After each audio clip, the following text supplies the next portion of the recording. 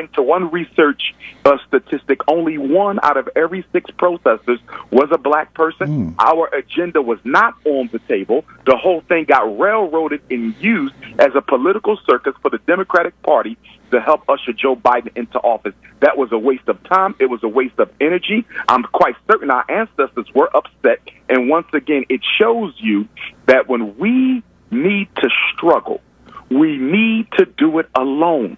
White people outnumber black people. If you allow them into your struggle unbridled, then they will automatically dominate it by the sheer number of their participation. That is true. So listen, I want to go to our first call or the second call. I'm going to, before we continue the conversation, good evening, caller. Welcome to New Worldview. What's your first name? Where you calling from? Thanks for taking my call. Clip from Connecticut. Let me say this. I just tuned in 15 seconds. I knew exactly, correct me if I'm not wrong, this has to be DrUmarJohnson. Absolutely. Am I correct? That's right. Brother, you did not mention his name in the last 30 seconds when I tuned on, but the context and the consciousness of this brother, he is so on point. And I'm going to end with this. And Brother Omar, out of all due respect, sir, please correct me if I'm wrong in reference to what you're saying regarding the COVID-19 and this vaccine. To me, in my opinion, certainly it adds to what you've been saying in terms of eliminating the existence of the black people. The virus was created, and in addition to that, they are also creating the vaccine, which is more deadlier than the virus, to pretty much extinct and to eliminate the black community and our black people. So I apologize if I'm off point. Please elaborate. But if I am, please add to that if you haven't done so already. Thank you, my brother. Thank you for your call. Absolutely. And to the brother's point, when I was in London last to speak in the United Kingdom, I made it a point to visit 2 places. One was the home where the Honorable Frederick Douglass lived when he was in England. Another was the home where the Honorable Marcus Garvey lived before he died in England. And the third place was the home of Francis Galton. Some people would ask, why would Dr.UMAR want to visit the home of one of the most notorious racists in world history? It was because I wanted to see where the father of eugenics lived. And Francis Galton, who invented the word eugenics, which means good stock, who is the father of the study of individual differences in people. He is a pioneering white psychologist who said that if the European wants to survive, he has to selectively breed himself and breed out the African. He felt that it was white people's global and divine prerogative to decide who lives or dies. And I'm bringing that up to the brother's point because we as black people have been totally miseducated about eugenics. We think that eugenics died with the civil rights movement. We think eugenics died when they outlawed the anti-miscegenation laws that existed in America. We failed to realize that eugenics has never died. The LGBT movement was a part of eugenics. The ADHD movement was eugenics. Special ed was eugenics. COVID was eugenics. And to that point, Brother David, I want to let your listeners know that one of the things I'm going to be doing beginning in March of this year, God willing, is I'm going to restart my Ifatunde University, which is a university that I started to teach black people about topics that they're not usually being taught at the white universities or at the HBCUs, topics that may be considered controversial. And even if the titles are not controversial, the content and the manner in which I'm going to teach it in a straightforward, no-nonsense type of a way will be considered controversial. And so I'm going to be going around to different cities and states and countries, for that matter, because it's the Pan-African initiative. And for 8 hours, one day, 8 hours from 8 until 6, there will be an intensive 8-hour class, a seminar on a variety of topics. I'm going to cover Black America since Dr. King Part 1, Black America since Dr. King Part 2. I'm going to talk about eugenics, the science of black extermination. We're going to deal with the LGBT movement. We're going to deal with the history of special education. We're going to talk about black leadership, African colonization, and the list goes on and on and on. So if anyone is interested in taking any of those courses, it will be one day, 8 hours, one day. Each day will be a different course all around the country. I have that information on my social network pages. So there'll be 1 hour a day for 8 days or 8 hours? No, 8 hours. Wow, 8 hours that's a long time to sit in class. Yes, sir. Well, there will be an hour for registration and an hour for lunch, but it will be intensive. But that's nothing, Baba David, because before COVID hit, as you remember, I was doing my Black Parent Boot Camp. And the Black Parent Boot Camp was 12 hours. A day? Yes, sir. Wow. And guess what? We went through the whole day. Hardly anybody left. And we wasn't even done the information at 8 o'clock at night. And the time went so fast. If you ask anyone who attended those Black Parent Boot Camps, the time goes by so fast that the 12 hours felt like 4 or 5 hours. Yeah. So the 8 hours is actually a reduction from the 12. So it's going to be 8 to 6, one subject per class, and each class is 8 hours. One subject per class, and each class is 8, and I'm going to rotate. So in Philadelphia, I might do eugenics. New York, I might do special ed. Atlanta, Georgia, I might do African colonization. You know, Houston, Texas, I'll do another topic and another topic. And I'm doing this, Brother David, because when I did my Kwanzaa seminars week before last, I did the first 5 nights of Kwanzaa. I still owe the community night 6 and night 7, and I'm going to make that up. But I got such a positive response from my online Kwanzaa seminars that I did on Facebook. Brothers and sisters were saying, I want more of this. How can I learn more of this? And because I'm such an old-fashioned Booker T. Washington type of an educator, I don't do laptops. I don't like to do online type stuff. I like to be in your face. So understanding we got restrictions due to COVID, but yet and still, I'm going to restart the Ifatunde University traveling course. I'm calling them crash course, 8-hour crash course, so brothers and sisters can still meet and greet me and get an opportunity to learn from me in person. And that sounds really good. I wanted to I want to explore more about the eugenics and about the evolution. As I was mentioning before about white people, actually Europeans, evolved to the position that they are in now. Do you think that they are cannot help but evolve out of the position that they're in, and are they actually afraid of a black planet? Oh, without question, they're afraid of a black planet. Rest in peace to Queen Mother Dr. Frances Cress Welsing.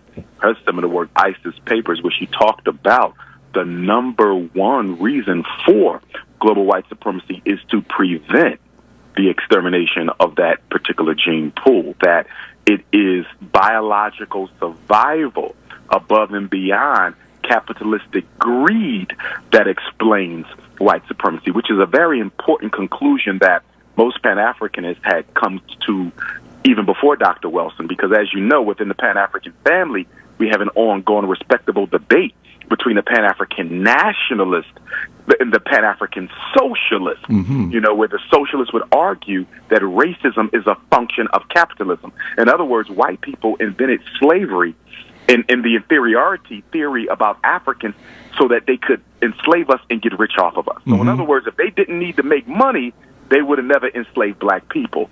We would argue that that might be true, but guess what? That does not apply in the universal sense. In the universal sense, the need to control and dominate and subjugate African people is to prevent mixing with them so as to not destroy one's own genotype. In fact, I was saying, so it's inevitable that they are going to become, or as you mentioned already, that they are already the minority, and their intentions is to maintain that power.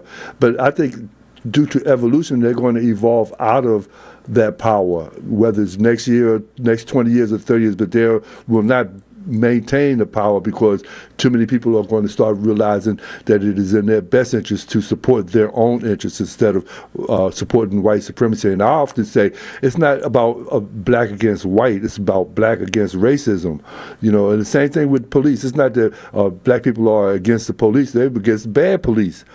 You know, but when you say, you talk about bad police, they think they got to blanket everything and say they're just all about you don't like police.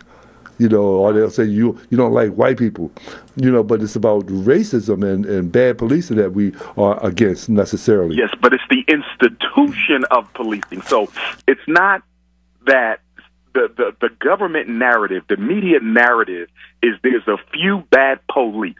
We totally reject that from an institutional perspective. It's not about a few bad cops. It is about a system of policing that has evolved from the days of slavery, whose sole primary function was to either control, contain, or eliminate the black radical threat. That is what policing is all about in America. It is about the terrorization of the black community. It is about the mass incarceration of the black male. It is about the mass extermination of black people, period. That is the etiology of policing in America, going back to the plantation. So if you want to eliminate black extermination as the foundational goal of policing, then you have to destroy the current system and create another one. So it's not about the individual cop. It doesn't matter if he's a good cop or a bad cop. His obligation to the institution that employs him dictates his behavior. I want to say that again, and that's true for all of us.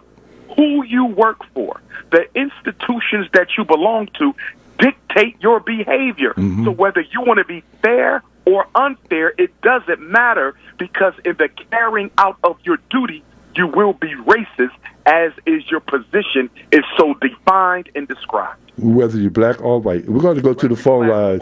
That's right. And take our next caller. So now you said you're going to be in Brooklyn at a book signing? No, sir. This is Dr. Khaled's birthday. Oh, that's right. That's right. Yes, sir. Okay. 677 Lafayette Avenue, in Brooklyn. Brooklyn, Tuesday, the day after tomorrow from 4 to 9. I think it's a free event. I know you don't need tickets to come. Anybody's free to come. I think it's free. There might be a small charge at the door. I will have copies of my book there, but that's not the purpose of the celebration. The purpose is to remember the great works and life and times of the late, great Dr. Khaled Abdul-Muhammad, who I never got a chance to meet in the flesh. Well, I was fortunate to have met him in the flesh several times. He used to come to the Black Family Reunion out at Memorial Hall in Fairmount Park, and he would come out there, and he was just a extremely unique character, extremely unique and very profound. But so anyhow, but what's that date again? You say 677 Lafayette. 12th, his birthday. Okay. It's actually Dr. Khaled's birthday. He was born January the 12th. The 12th. So 677 Lafayette Avenue. Yeah. Okay. The name of the place is the Magnolia Tree, and anybody who wants more information can call Queen Mother Ya Ashantewa at 929-624-4142. Again, Queen Mother Ya Ashantewa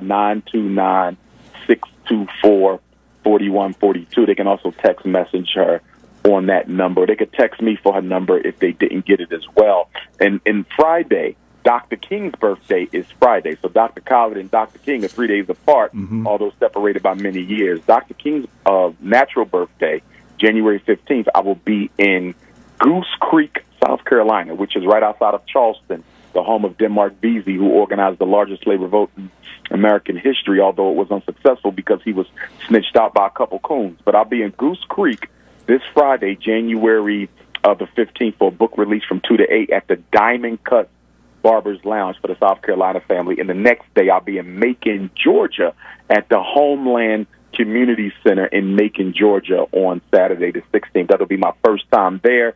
And I will be in Newport News, Virginia, Saturday, February the 13th, in Richmond, Virginia, on Sunday the 14th, and there's a strong possibility that I'll be in Oakland, California to close out Black History Month on the 28th, with Louisville, Kentucky on the 24th of February. While we're talking about that, any updates on the Marcus Garvey Frederick Douglass Academy? Yes, sir. We got the lights on in the small gymnasium, Baba David. So we've been making steady progress. The lights are on in the elementary school. The lights are on in the small gym. I haven't been to the small gym yet to see the lights on, but they have them on, so that's going to feel real good, because I want to get the gym up and running, Baba David, so we can start having some meetings. I want to start holding my Ifatunde classes inside the gym. So we are in a rush. We've always been in a rush to get school done, but I'm in an extra special rush to get the Nat Turner Jean-Jacques Dessalines Gymnasium done. So now that the lights are on, we're waiting for the HVAC to get its license back from the city of Delaware so we can get that air and heating and cooling in there. And then we got to get the plumber to take care of that piece. And we should be able to get our certificate of occupancy for the gym We're still pushing for the school, though. We want to have the school ready by the summertime, too, for our first annual Unapologetically African Family First Festival. That's the first annual UAFFF Festival on Ifatunde Avenue right there in front of the school.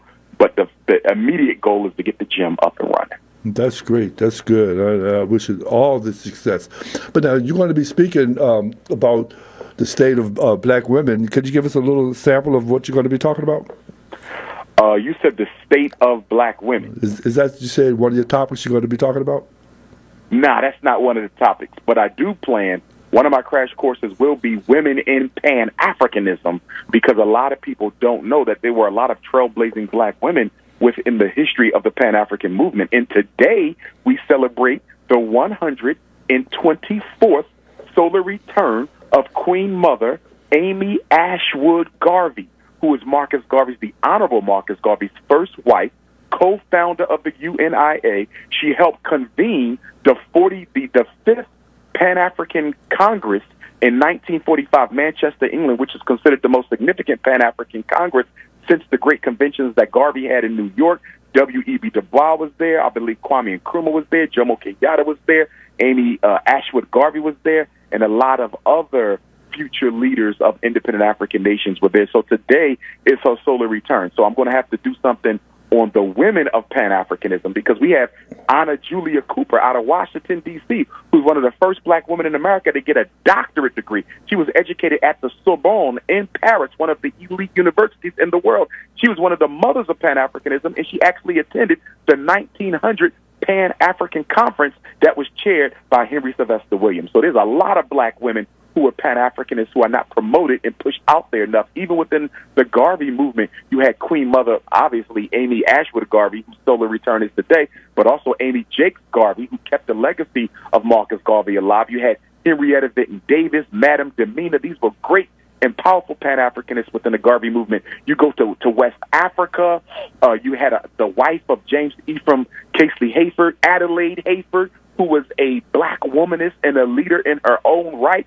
There's at least 50 powerful, dynamic Pan-African women who have not been given their just due within the struggle. Mm-hmm. What do you think about what happened in Georgia with the runoff election? I didn't pay much attention to that at all. I couldn't really comment on it. My thing is, when are black people going to organize ourselves economically so we can use that economic might to help drive our political agenda? Baba David, we're the only people in America who are trying to get powerful through politics. Everybody else gets powerful through economics, and then they take the economic power into politics. That's why every Supreme Court justice is a millionaire. Every U.S. senator is a millionaire. Every president has been a millionaire. Half of your governors have been a millionaire. You get your money right, and then you get into politics. Black people are trying to get into politics to get their money right. We're totally backwards. Totally backwards. That's what they do. Phone line with us is Dr. Umar Abdul-Johnson, certified child psychologist and one of the most sought-after Pan-African speakers in the world. And we are so fortunate to have him right here on New Worldview every second Sunday of the month. I mean, what more could you ask for?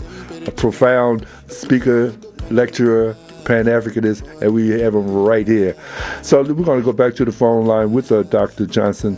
And I wanted to say, Dr. Johnson, we had a caller on before you came on the air and talked about how black people are just absorbed with he was talking about being hypnotized. And I was saying, not just today, but before, I said that too many black people have succumbed to the hypnosis. It's like they are hypnotized in a trance, and they don't know what to do. They just, as you mentioned earlier, just looking for directions. They don't know which way to go. That is true, Baba. And part of that is to be blamed on black leadership or the lack thereof, because they'll listen to a Dr. Umar who will tell them our only solution is with ourselves. It is neither in integration. It is not in religion. And then they'll listen to someone else, perhaps an Al Sharpton, all due respect to him, who will push the integrationist line and push this notion that we can improve our situation by voting people into political office, which has never been the case for black people. Everything we've actually gotten through blood. No law you can show me that black people didn't pay in blood to get. Everything was through street protests. So this new wave of voting without street protests, that's not who we are. You go back to Dr. King, even with the Civil Rights Bill, the Voting Rights Act, the Fair Housing Act, of 1968. All those things, we voted, true, but we protested for those things. People went to jail for those things. People got bit by dogs and had water hoses blown on them for those things. So in the post-Dr. King era, Baba David, we've gotten lazy where all we want to do is vote, and we don't want to go to the streets to really push the issues for the things we want to get. I was saying, why can't we do both? Why can't we resist and participate? I mean, because it is it's the participants that get the limited resources that's available through the government. And if you don't participate and you don't get none of the resources, then how can you? What could you say? But I say you can get the resources and still resist where it's necessary. Right, but we have to resist in the streets. In other words, we have to make a mandate for ourselves. We have to make a crisis of the problems that we're having, and we're not doing that. We live in a social media, technology-driven type of a world now where black people believe that they can get done what they need done from interfacing with a computer. You even see with education now, where so many people are saying, well, I'm just going to homeschool my kid and online my kid and cyber school my kid. And I can tell you, Baba David, I'm hearing from teachers, I'm hearing from educators, a lot of my inner circle of educators, they're telling me, Dr. Umar, you were so right on this. People are telling me you were so right on this by not choosing to create the FDMG platform online. Because as you know, I come under a lot of heat from people who said the school should be online, brick and mortar is played out. And I said, not at all. Brick and mortar will never be played out because education is a socially dynamic undertaking. It is a bi-directional and transactional experience. Computers don't teach children.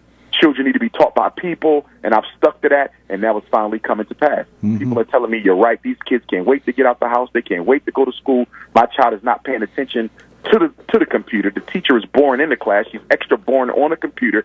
Teachers are complaining because if the child isn't paying attention, Baba David, they can't reach to the computer screen and tap them on the neck and tap them on the head. If that kid is checked out of that lesson, there's nothing that teacher can do to get them refocused. It is a total disaster. This online thing is a total disaster, and I'm glad people can see it, and that's why I have stuck to my bones. And I was going to ask you, you being a child psychologist, what kind of effects would it be for children not being in school socializing?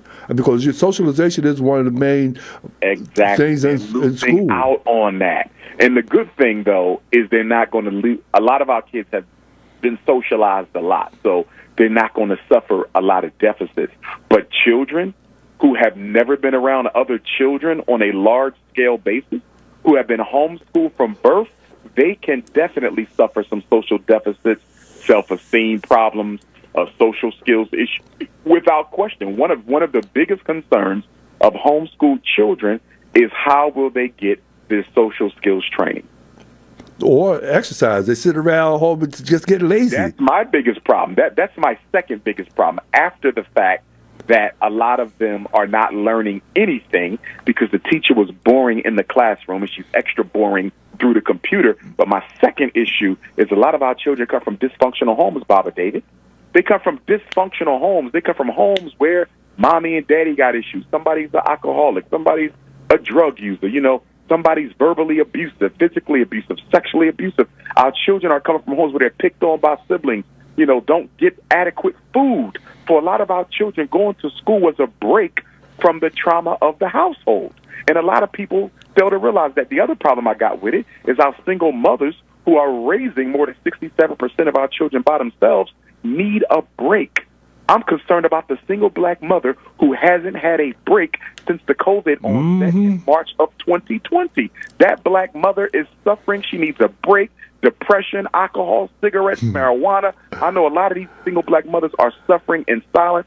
They need somebody to help them out. They need a break from them children, but they're not allowed to say that. And you know why they're not allowed to say that? Because the Christian church has told them that if you're a good servant of the Lord, you will depend on nobody but the Lord. And then the black feminist movement, which is an outgrowth of the white feminist movement, has told them to admit that you need help is to be a weak black woman. And unfortunately, too many black women are being victimized, Brother David, victimized by this black superwoman character that has been created for them by white feminism. Wow, so they stuck at home with their children, which means they're not going to work and their income is minimized. They're stressed out. And that's why the community needs to come to the aid of our black mothers. What are the churches doing?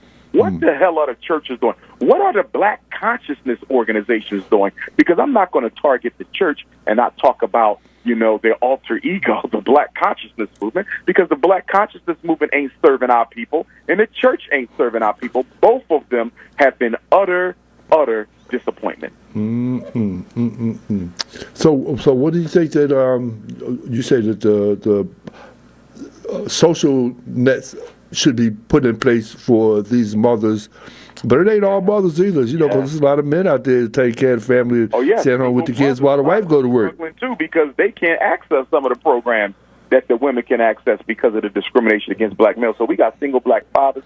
Shout out to all the single black fathers out there across the Pan-African world doing a good job. The single mothers, and of course the married couples are doing a good job. But even they need a break. Even when you got a husband and wife in the house, even they need a break from raising the kids sometimes, And so I think that we have enough community stakeholder groups between the churches, the businesses, the community-based organizations, the black consciousness movement, that we should be knocking on these doors, telling these mothers, give us your kids, or you go take a break. We babysit for a while. There's just so much we can do socially for our people. And it hurts me, Baba David, because when you go back to the end of slavery, the turn of the 20th century, we created our own mutual aid societies, our own self-help societies. The first one was founded right here in Philadelphia by Richard Allen and Absalom Jones at the end of the 1700s. A self-help society where black people help themselves. We need to return to the self-help societies. This is where the insurance was paid. This is where the burial costs were paid. This is where homelessness was taken care of. Where are our self-help societies? We got professional societies. We got fraternal societies. We got conscious societies. We got bourgeoisie societies. Where are the grassroots self-help societies? I don't see them. So now, do you think that one of the things that I was thinking about today is people are expecting some support from this Biden administration, and he says he got black folks back. And I would say, but black folks didn't make no demands on them. I was saying one of the demands that we should make is for reparations. Is if they don't want to, come up with any monetary reparations, there are a lot of things that they could do in repairing our community that doesn't have to be had to be monetized, like releasing some of our brothers from prison for nonviolent crimes. They're not going to do that because most prisons are located in rural white communities, and those white communities depend on those black prisoners to be counted into their census records and to be counted into whatever economic programs and investments that are going to be taking place on a local, state, and federal level, and they're basically exploiting mass incarceration for jobs. If you live in a white rural town, the black inmate is your number one economic benefit because he's the reason that you got a good job with insurance, retirement, vacation, and the whole nine. Those white rural communities are literally fighting to get prisons built. There was a whole show that was done on how white societies are out there lobbying, white rural communities are lobbying for prisons to be built so that they can get jobs. And then they want guarantees from their county that they will supply them with the people.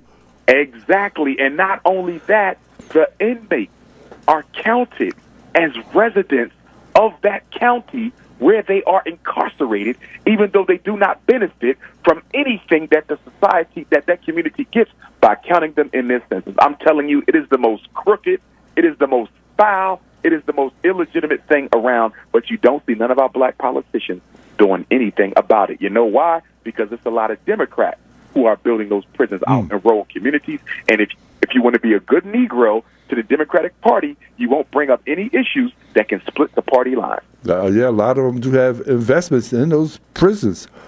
Yeah. Yeah, they do. If black people got serious for 1 year, we could change our whole situation, Brother David. The most honorable Marcus Garvey said if we would get to know ourselves, we could have a new reality in 24 hours. I'm saying if we would just get serious for a year.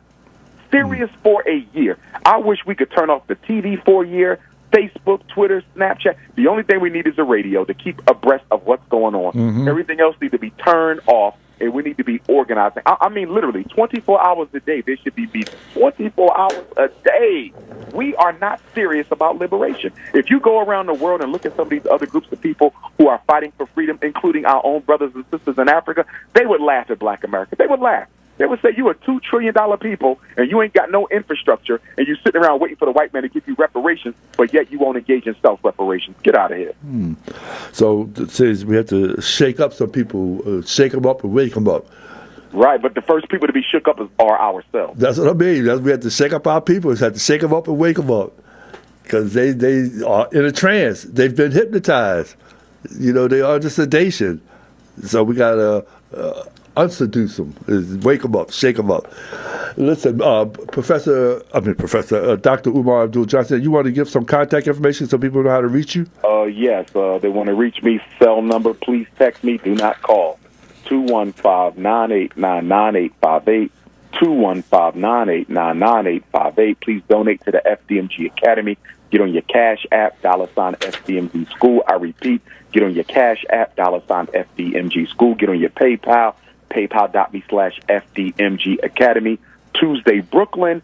Friday, Charleston, South Carolina. Saturday, Macon, Georgia. February, we got Louisville, Oakland, Newport News, Richmond. We're working on Camden, Miami, Pittsburgh, Harrisburg, and the list goes on. But most of all, if you have a space that can seat 50 people with social distancing, if you have a classroom space or a space that can be used for a classroom that can sit 50 people with social distancing, please get in contact with me. I would like to rent your space to host one of my traveling crash courses with the Ifatunde University program. So when you do that, you'll be live, but it'll be also like on Zoom or something? No, it won't be on Zoom. You have to physically be there. Okay. Old school. I'm old school. I hear you. That's right. Be there. Yeah, I won't be Zooming it. They have to physically be there. All right. It's worth it. Just make sure you wear your mask, people, when you go. Make sure you wear your mask. 6 That's feet right. apart. It will be socially distanced. All right. Dr. Umar Abdul-Johnson, thank you so much, man, for your participation on the New Worldview radio program. Will do. Peace and Black Power. Peace.